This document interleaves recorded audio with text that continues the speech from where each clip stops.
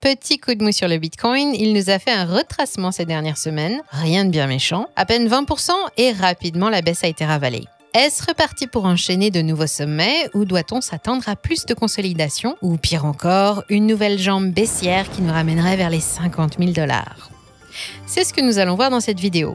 Le contexte macroéconomique nous donnera des indications avec l'inflation en ligne de mire. Jerome Powell, le président de la Réserve fédérale américaine, a rassuré tout le monde lors du dernier meeting de la Fed. Il y aura bien 3 baisses de taux cette année.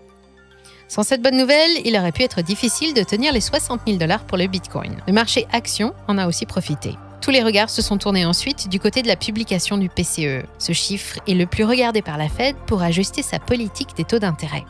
Nous ferons le point sur cette mise à jour. Nous regardons aussi du côté de l'écosystème Ethereum, car il semble dans le viseur de la SEC aux États-Unis. Ce n'est pas bon signe pour une future approbation de l'ETF Spot Ethereum. Dans la foulée, la plateforme d'échange KuCoin a aussi fait l'objet d'une enquête. Et pour rester dans le domaine de la justice, nous dirons un mot sur l'actualité de Sam Bankman-Fried, l'ancien PDG de FTX. Enfin, on parlera de la réglementation européenne concernant les paiements crypto avec des self-custody wallets.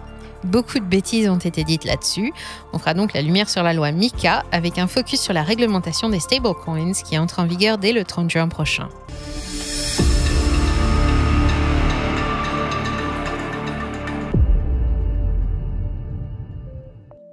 Alors le Bitcoin? Oui, 20% de baisse peut sembler beaucoup, mais en période de bull run, rien de plus normal. Après la hausse titanesque et la bougie mensuelle de 20K en février, il faut bien souffler un peu. Il y a eu régulièrement des baisses des plus grandes amplitudes lors des précédents cycles. Pour comprendre cette baisse, il faut regarder du côté des ETF. Ce sont eux qui ont porté la hausse spectaculaire qui nous a amenés au-delà des 70 000 $. Mais il y a encore le GBTC de Grayscale qui voit de grosses sorties de capitaux, près d'1 milliard $. Dans le même temps, le reste des ETF enregistre des entrées d'argent parmi les plus faibles depuis leur lancement. Cela explique la baisse que nous avons eue. La sortie côté GBTC pourrait se poursuivre encore quelques temps. La société de prêt crypto en faillite Genesis a été autorisée en février dernier à liquider ses parts en GBTC, donc l'afflux vendeur provient sûrement de là.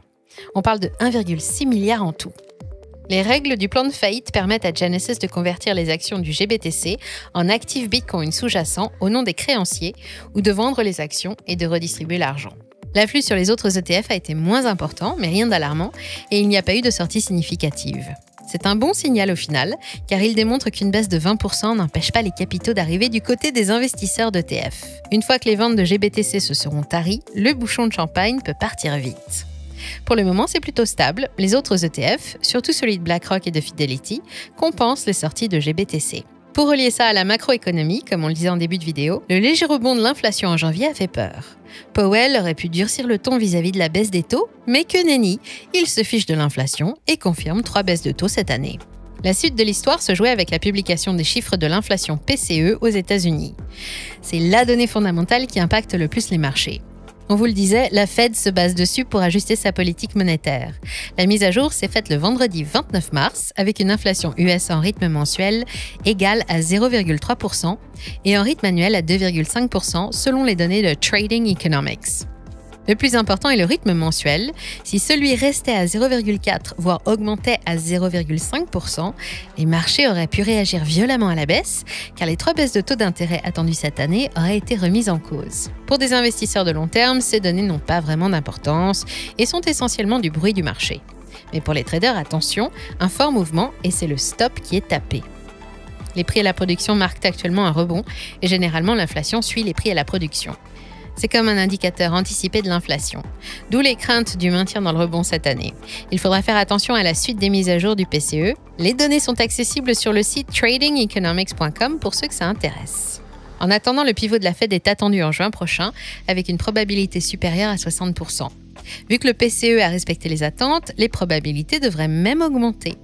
Pourtant, rien n'est acté à 100% et certains membres d'autres banques centrales, comme en Angleterre, disent clairement que les marchés sont trop optimistes quant à la baisse des taux à venir. Et Powell lui-même réitère que la Fed n'est pas pressée de baisser les taux.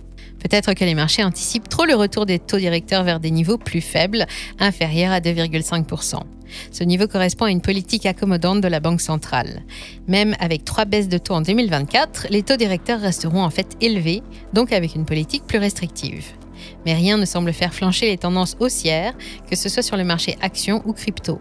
Car au fond, si les taux sont hauts, c'est que l'économie va bien, donc investissons. En ce moment, chaque narratif macroéconomique semble au final ravir le marché, tant mieux pour nos cryptos. Quoi qu'il en soit, dans les précédents cycles haussiers du Bitcoin, le véritable bull run démarre 2 à 3 mois après le halving. Et celui-ci a lieu le mois prochain. Vu la hausse que nous avons, même une jambe baissière ne changerait rien à la tendance de fond qui est clairement à la hausse. L'autre nouvelle qui a récemment refroidi le marché crypto, c'est que la SEC enquête sur la fondation Ethereum et d'autres entités affiliées à Ethereum. Pour rappel, la SEC est le gendarme financier américain et on commence à avoir l'habitude de ces attaques. Ça se passe à 2 mois de la décision d'approbation ou non de l'ETF Spot Ethereum. Va-t-on avoir le même dénouement que pour celui de Bitcoin ? Pas si sûr et les chances se réduisent de plus en plus. La SEC cherche toutes les preuves pour classer Ethereum comme une securities, donc un titre financier qui n'est pas une commodité. Si elle parvient à faire classer Ethereum sous ce régime, c'est à la SEC que revient la régulation d'Ethereum, pas d'ETF Spot dans ce cas. Pour le moment, c'est au stade de l'enquête et le dénouement n'est pas vraiment clair. Gary Gensler, président de la SEC, est la cible de nombreux reproches. La situation agace jusque dans les hautes sphères. Patrick McHenry, président du comité des services financiers de la Chambre des représentants, déclare, je cite, « Les rapports indiquent que Gary Gensler est sur le point de classer unilatéralement Ethereum comme un titre financier. Ceci est contraire à l'évaluation de la CFTC et aux actions antérieures de la SEC. Le Congrès décide de la compétence et du budget de la SEC. Le président Gensler ne peut pas l'inventer au fur et à mesure. » La CFTC est un autre organisme de régulation qui concerne davantage les marchés à terme. Et la CFTC l'a répété récemment, Ethereum et même Litecoin sont des commodités. Tout ceci s'est passé durant l'enquête contre l'exchange KuCoin, qui est dans le viseur du département de la justice aux États-Unis et de la CFTC. On revient là-dessus juste après. Dans sa plainte contre la bourse d'échange, le régulateur affirme que KuCoin permettait aux investisseurs d'échanger des matières premières, notamment le Bitcoin, l'Ether, le Litecoin, l'USDC et l'USDT. Alors, securities ou commodity ? Il faudrait bien finir par trancher cette question. En attendant, on a BlackRock qui lance un fonds tokenisé sur le réseau Ethereum avec un stablecoin à dividende. Le token BUIDL, similaire à un stablecoin, vise à maintenir une valeur stable par rapport au dollar américain. Les bénéfices générés par les actifs qu'il détient seront distribués chaque mois aux investisseurs sous forme de nouveaux tokens directement dans leur portefeuille. Le gestionnaire d'actifs aux 9 000 milliards de dollars a clairement saisi le potentiel incroyable des crypto-monnaies et des blockchains. Ils veulent leur part du gâteau, que ce soit avec ce fonds d'investissement tokenisé BUIDL ou avec le succès de l'iShares Bitcoin Trust. La petite anecdote drôle est que l'adresse Ethereum du fonds a rapidement fini sur Twitter. En un rien de temps, le portefeuille était noyé par des meme coins et des NFT de mauvaise qualité, dont la plupart sont évalués à 0. Bien qu'il y ait effectivement 100 millions de dollars d'USD dans le portefeuille d'Ethereum présumé de BlackRock, il y a maintenant plus de 100 autres cryptos. Des jetons comme Jesus Coin, Kramer Coin, Big Dick Think et d'autres que nous ne citerons pas car d'encore plus mauvais goût. Ces contributions sont des dépenses de marketing de guérilla pour mettre en avant des scams et faire les poches de petits investisseurs. C'est loin d'être un cas isolé, le portefeuille le plus connu de Vitalik Buterin contient près de 2000 jetons, pour la plupart sans valeur, ainsi que plus de 67 000 NFT. Mais le plus drôle est qu'un petit malin a envoyé un Ethereum sur le portefeuille de BlackRock qui était passé par le mixeur Tornado Cash, normalement interdit d'utilisation. C'est une protestation politique qui vise à montrer l'absurdité de sanctionner un protocole open source et permissionless et l'impossibilité d'appliquer des restrictions sur les cryptos qui auraient pu, à un moment donné, toucher les mélangeurs de cryptos. BlackRock aurait dû s'en tenir au Bitcoin et seulement au Bitcoin. Bienvenue dans le monde des dégènes, Larry. Pour en revenir à la SEC et à son enquête, elle semble encore une fois bien isolée. Seule face à BlackRock, la CFTC et des membres de la Chambre des représentants. Comment cela va-t-il finir ? Réponse au mois de mai normalement, avec un ETF Spot Ethereum potentiellement repoussé, en attendant les conclusions de l'enquête de la SEC. Si jamais l'acceptation de l'ETF est validée, ce sera probablement le départ de la saison des halts et un catalyseur pour le prix de l'Ethereum. Pour le moment, il reste à la traîne quand on le compare au Bitcoin. On le disait, l'échange de crypto KuCoin est sous enquête. Après Binance, voilà la nouvelle cible des États-Unis. Les deux fondateurs, Chun Gang et Ke Tang, sont aussi poursuivis. Les accusations portent sur le secret bancaire et des délits de transmission de fonds sans licence. La plateforme aurait volontairement caché l'activité des clients américains, donc une bonne part de ses revenus. Le procureur a rappelé fermement les règles. Pour opérer aux États-Unis, les échanges doivent se plier aux règles. Il n'y avait pas de KYC sur KuCoin jusqu'en juillet 2023. Binance avait subi le même traitement et avait dû payer plus de 4 milliards de dollars d'amende. D'autres exchanges qui opèrent aux États-Unis sans enregistrement et autorisation auront droit au même traitement. La plateforme s'est exprimée pour rassurer ses clients. Elle déclare sur son compte X « Tout fonctionne, les fonds des clients sont safe et les avocats de l'entreprise planchent d'ores et déjà sur le dossier. » Elle rappelle aussi qu'elle fait tout pour respecter au mieux les règles en vigueur dans chaque pays. Tout cela risque de finir comme pour Binance avec une grosse amende à payer. En parlant de sentence, celle de Sam Bankman-Fried est tombée. Il passera les 25 prochaines années de sa vie derrière les barreaux. La décision est tombée environ 4 mois après qu'il a été reconnu coupable de ses 7 chefs d'accusation. Ses avocats ont tout tenté, même un point Godwin. Souvent comparé à l'escroc Bernard Madoff par les procureurs américains, son avocat a rétorqué « Madoff a volé les survivants de l'Holocauste, ce n'est pas le cas de Sam, il ne voulait en aucun cas infliger personnellement de la douleur à qui que ce soit. Sam n'était pas un tueur en série financier impitoyable, il n'était pas un prédateur, il prend des décisions avec les mathématiques en tête, pas avec la méchanceté dans le cœur. » Sur les 150 ans d'incarcération prévus à la base, il s'en sort donc avec 25. Cette sentence fait débat. Certains la trouvent exagérée, quand d'autres la comparent à juste titre à celle de Ross Ulbricht. Le fondateur de Silk Road a été condamné à perpétuité pour avoir créé un site internet. Deux poids deux mesures? Peut-être. Nous savons que le carnet de contacts de SBF est bien fourni, surtout dans les rangs du Parti démocrate américain. Mais le principal, c'est que le signal envoyé est fort. Il s'en serait tiré avec 5 ans ou juste une amende, ça aurait montré que l'activité de scammer est finalement autorisée. Il fallait marquer le coup, et 25 ans en prison, ça marque le coup. N'oublions pas que cette affaire est le pire scandale financier de ces dernières années, et pas seulement dans le monde crypto. La justice américaine a donc marqué le coup, et on espère que cela dissuadera les prochains cryptos escrocs. Voilà ce qui arrive si vous jouez avec l'argent de vos clients pour finalement faire crasher votre exchange frauduleux. Restons dans le domaine de la régulation, mais cette fois côté européen. Cet événement est un bon exemple pour montrer qu'il faut se méfier de ce que l'on peut voir sur Twitter. Ne faites pas confiance sans faire vos propres recherches. On a vu passer plein d'articles selon lesquels l'Union européenne interdisait les transactions cryptographiques anonymes ou les portefeuilles autodépositaires. C'est en fait une interprétation erronée d'un commentaire d'un membre du Parlement européen, Patrick Breyer. Il confirmait l'approbation par la Commission du nouveau règlement européen anti-blanchiment d'argent, ou AMLR. Premièrement, l'AMLR n'est pas une réglementation crypto. Il s'agit d'un vaste cadre de lutte contre le blanchiment d'argent et le financement du terrorisme qui s'applique aux institutions financières, de services de cryptoactifs et d'autres, comme les services de jeux d'argent.